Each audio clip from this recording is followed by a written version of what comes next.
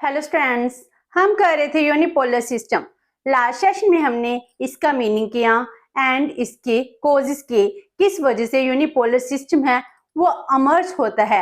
And आज हम इस सेशन में यूनिपोलर सिस्टम है इसकी कैरेक्टरिस्टिक्स और नेचर करेंगे।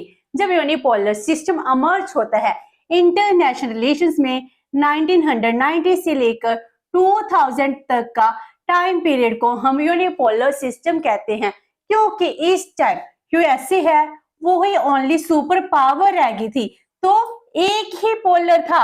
इस पोलर के अमर्ज होने से जो इंटरनेशनल पॉलिटिक्स है इसमें क्या इफेक्ट पड़ता है, क्या क्या इसकी कैरेक्टरिस्टिक्स हैं, क्या क्या इसकी नेचर है, तो इसको हम इफेक्ट्स भी कह सकते हैं। तो इसके इफेक्ट्स, नेचर और कैरेक्टरिस्टिक्स क्या है। First one is hegemony of USA. Unipolar system में यूएसए ही सबसे इंपॉर्टेंट था। इस टाइम पीरियड में कोई भी एरिया ऐसा नहीं था जिस पर यूएसए का इन्फ्लुएंस ना हो, तो हर एक सेक्टर में यूएसए की ही हेजेमनी थी। तो no nation was powerful enough to challenge the supremacy of USA.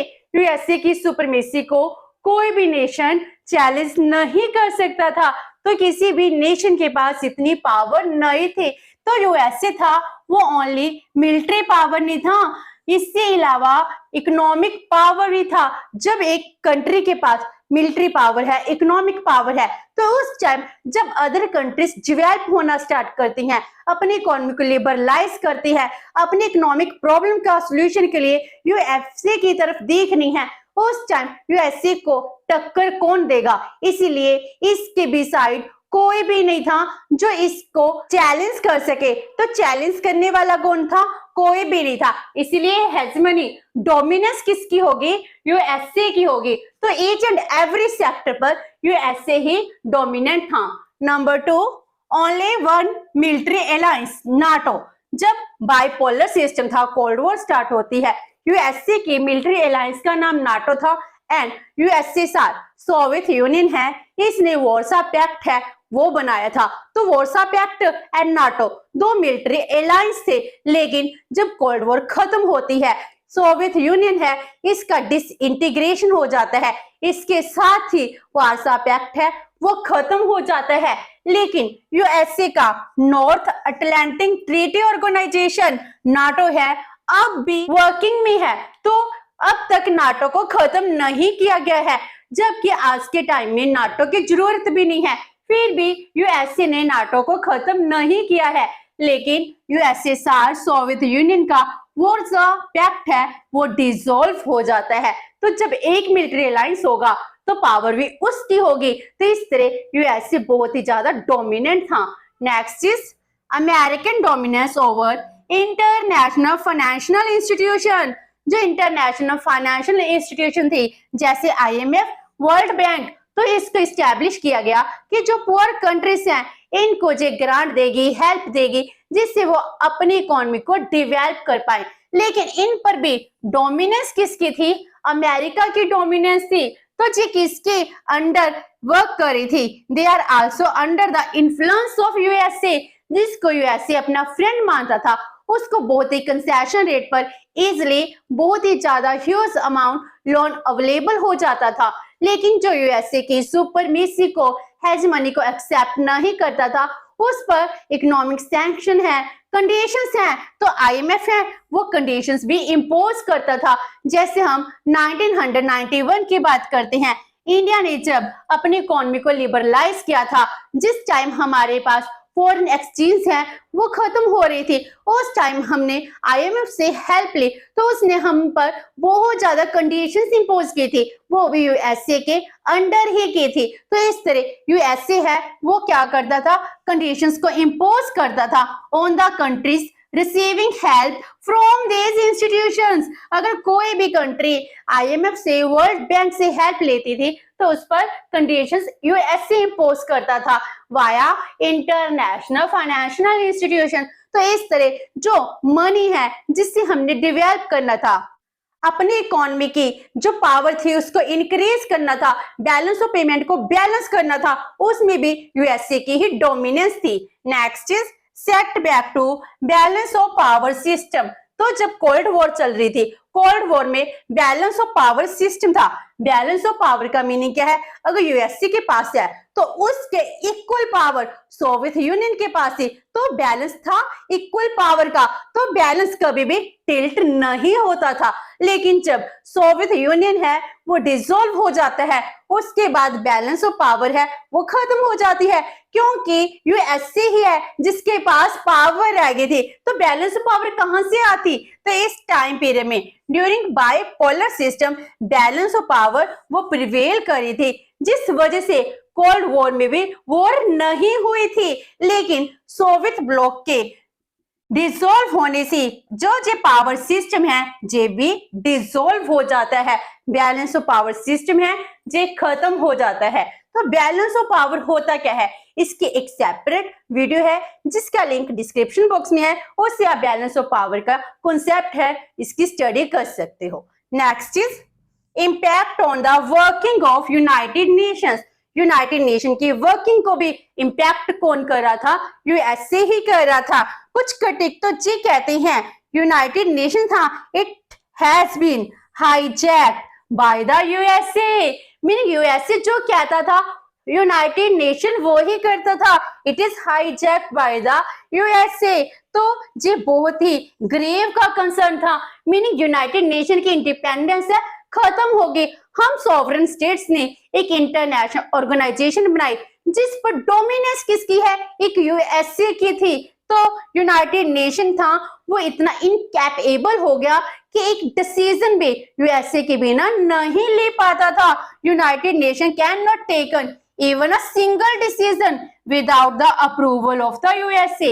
USA direct और इनडायरेक्ट वे से अप्रूवल देता था, तब जाकर ही यूनाइटेड नेशन है वो डिसीजन लेता था। तो इनकैपेबल इसकी वर्किंग है, वर्किंग को यूएसए है जो इम्पैक्ट कर रहा था। Next is impact on the working of security council. तो यूनाइटेड नेशन ऑर्गेनाइजेशन होगी और उसकी जो एग्जीक्यूटिव बॉडी है सिक्योरिटी काउंसिल, इसको भी इम्पैक्ट कर रहा था। सिक्योरिटी काउंसिल में यूनाइटेड नेशन की जो बहुत ही इंपॉर्टेंट है, इसमें परमानेंट सीट्स थी एंड इसके साथ टेम्परेरी मेंबर भी थे, जिसके डिसीजन के थ्रू ही हर एक डिसीजन लिया जाता था। जब तक बाइपोलर सिस्टम था यूएसएसआर एंड यूएसए दोनों की अप्रूवल होती थी। यूएसएसआर के डिसॉल्व होने के साथ ही यूएसए के पास सभी पावर आ जाती है, तो सिक्योरिटी काउंसिल पर भी डोमिनेंस किसकी होगी? यूएसए की होगी। Security council had become puppet in the hands of the USA after the end of bipolarity। Bipolarity खत्म होने से जो पपेट बनकर रह जाती है। सिक्योरिटी काउंसिल के अदर मेंबर्स ही थे, लेकिन उन मेंबर्स के ऊपर भी किसकी डोमिनेंस चल रही थी? यूएसए की चल रही थी। USA impose his wish on the other members of the council. तो सिक्योरिटी काउंसिल में, यूनाइटेड नेशन में हर एक डिसीजन में किसकी डोमिनेंस होती है? यूएसए की होती है। इसके लिए यूएसए के जो जनरल सेक्रेटरी हैं वो कहते हैं यूनाइटेड नेशंस हैं, इसको हमको रिवाइव करना चाहिए। इसकी क्रेडिबिलिटी को इंक्रीज करने के लिए उन्होंने बहुत से सुजेशन भी दिए थे, जिस वजह से आज के टाइम में यूनाइटेड नेशन है इसकी क्रेडिबिलिटी इंक्रीज हो चुकी है। Next is military intervention in Afghanistan and Iraq. Afghanistan and Iraq, इसमें मिलिट्री इंटरवेंशन किया जाता है।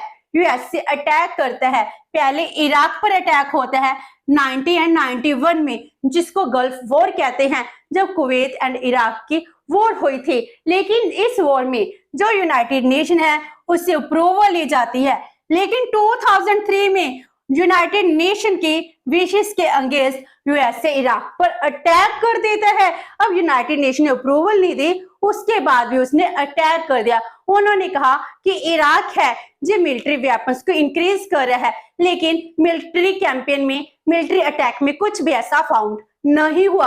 और उसके बाद अफगानिस्तान में जब यूएसए पर टेररिस्ट अटैक होता है 11 सितंबर 2001 को, उसके बाद उसको लगता है टेररिज्म बहुत ज्यादा इंक्रीज हो चुका है, तो अफगानिस्तान पर वो मिलिट्री कैंपेन चलाता है। जो ओसामा बिन लादेन है, अल कायदा टेररिस्ट ग्रुप है, उसका जो हेड है ओसामा बिन लादेन, वो क्या है? अफगानिस्तान में है। उसने शेल्टर दे रखा है, इसीलिए वो अफगानिस्तान पर भी अटैक कर देता है। इस तरह के मिलिट्री अटैक क्या डिफाइन कर रहे हैं यूएसए की dominance. Next is a relevance of non aligned movement.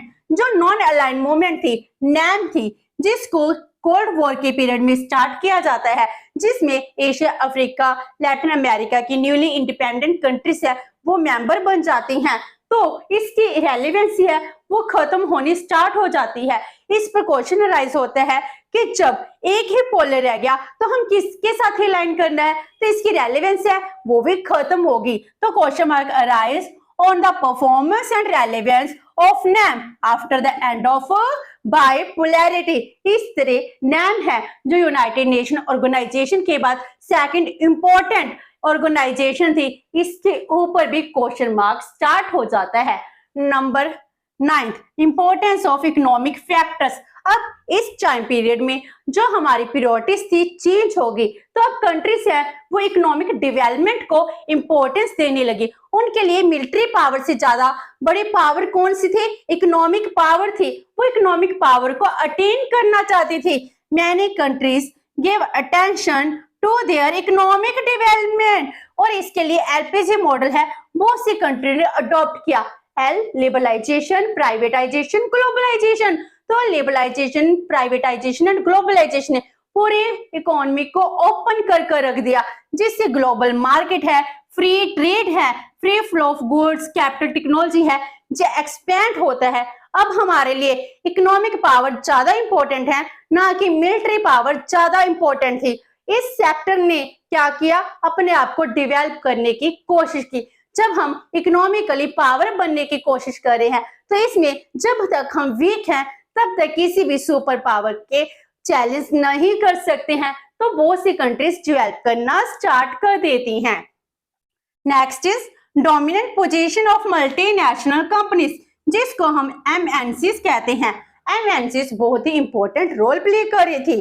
तो कंट्रीज हैं जो लेस डेवलप थी, अंडर डेवलप थी या फिर डेवलपिंग थी, उन कंट्रीज ने अपने कंट्रीज के डोर को ओपन कर दिया for the investment by MNCs. MNCs कहती थी हम आपकी कंट्री में कैपिटल इन्वेस्टमेंट करेंगे, टेक्नोलॉजी इनफ्लो करेंगे, जिससे आपकी कंट्री में अनएम्प्लॉयमेंट की प्रॉब्लम है, डेवलपमेंट है वो इंक्रीज हो जाएगी। तो इस तरह हर एक कंट्री एमएनसीज के पीछे भागने लग जाती है, और इसके लिए कंट्रीज हैं स्पेशल इकोनॉमिक जोन्स हैं, इसको इस्टेब्लिश कर लेती है और उनको स्पेशल कंसेशंस देती हैं ताकि एमएनसी हमारी कंट्री में आए और हमारे लिए डेवलप करे, हमारे लिए इन्वेस्टमेंट करे।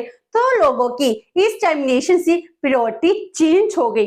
Next is growing popularity of economic organisation. अब मिलिट्री ऑर्गेनाइजेशन की जगह किसने ले ली थी? इकोनॉमिक ऑर्गेनाइजेशन ने उसको टोटली रिप्लेस कर दिया। तो military alliances replaced by economic alliances. जैसे पहले गैट था, गैट की जगह किसने ले ली? वर्ल्ड ट्रेड ऑर्गेनाइजेशन ने ले ली, जिसको 1995 में बनाया गया था। तो वर्ल्ड का ट्रेड है, इसको कंट्रोल करना, रेगुलेशन करना, इसके ऊपर वो स्टॉक का काम कौन कर रहा है? वर्ल्ड ट्रेड ऑर्गेनाइजेशन कर रहा है। यूरोपियन यूनियन है, ये भी क्या था? इकोनॉमिक ऑर्गेनाइजेशन बनी थी। साथ भी इकोनॉमिक ट्रेड को डेवलप करने के लिए फॉर्म किया गया था Asian development bank. ASEAN countries ने अपना ग्रुप बना लिया था, जो एशिया की साउथ ईस्ट कंट्रीज थी, इन्होंने अपनी एसोसिएशन बनाई ताकि हम डेवलप कर सके। फ्री ट्रेड होता है, साफ्टा, नाफ्टा, बहुत से एग्रीमेंट है वो साइन किए जाते हैं। Next is politics of economic sanction. इस टाइम पीरियड में इकोनॉमिक सैंक्शंस हैं बहुत ज्यादा इंपोज किए जाते हैं। अगर कोई भी कंट्री यूएसए की हेजेमनी को, डोमिनेंस को, सुपरमेसी को एक्सेप्ट नहीं करती थी, यूएसए उस पर इकोनॉमिक सैंक्शन इंपोज कर देता था, उसके साथ ट्रेड करना बंद कर देता था। अगर हमारी कंट्री के साथ ट्रेड कम हो जाएगा तो हमारी इकोनॉमी में पॉवर्टी की, अनएम्प्लॉयमेंट की प्रॉब्लम इंक्रीज हो जाएंगी। तो इकोनॉमिक सैंक्शंस की पॉलिसीज को अडॉप्ट किया गया, which is a powerful and effective instrument. तो इसमें यूएसए इंपोज कर रहा था बहुत सी सैंक्शंस, जैसे Iran, Iraq, North Korea, Libya, इन कंट्रीज के ऊपर भी यूएसए ने बहुत से इकोनॉमिक सैंक्शंस हैं वो इंपोज किए थे। And last one is concern regarding nuclear proliferation. तो यूएसए नहीं चाहता था कोई भी कंट्री है न्यूक्लियर प्रोलिफरेशन है इसको करे, तो वो ऐसी विश नहीं चाहता था। इसीलिए वो कहता था कोई भी कंट्री न्यूक्लियर कैपेबिलिटी है उसको अचीव ना कर पाए, इसके लिए जो एनपीटी थी, नॉन प्रोलिफरेशन ट्रीटी है, इसको 95 में इंडेफिनिट पीरियड के लिए एक्सपेंड की जाती है। एंड इसके साथ ही जो अदर कंट्रीज हैं न्यूक्लियर प्रोलिफरेशन करती थी उसको वो क्रिटिसाइज करता था, अपना कंसर्न है वो एक्सप्रेस करता था। तो इस तरह जो यूएसए है, यूएसए के अंडर ही पूरा इंटरनेशनल पॉलिटिक्स है वो रिवॉल्व कर रही थी। यूएसए पूरी तरह से सेंटर बन चुका था। इस तरह यूएसए ने पूरे वर्ल्ड पॉलिटिक्स को चेंज करके रख दिया और इसको बहुत ही अच्छे से इन्फ्लुएंस किया। इसके कुछ पॉजिटिव और कुछ नेगेटिव इम्पैक्ट भी पड़े थे। तो वो इम्पैक्ट क्या है वो अपने नेक्स्ट सेशन में करेंगे। होप से कि आपको ये सेशन अच्छा लगा होगा। अगर आपके कोई क्वेरी है तो post it comment box and video अच्छी लगे तो please like and share with your friends. Thank you so much and have a nice day.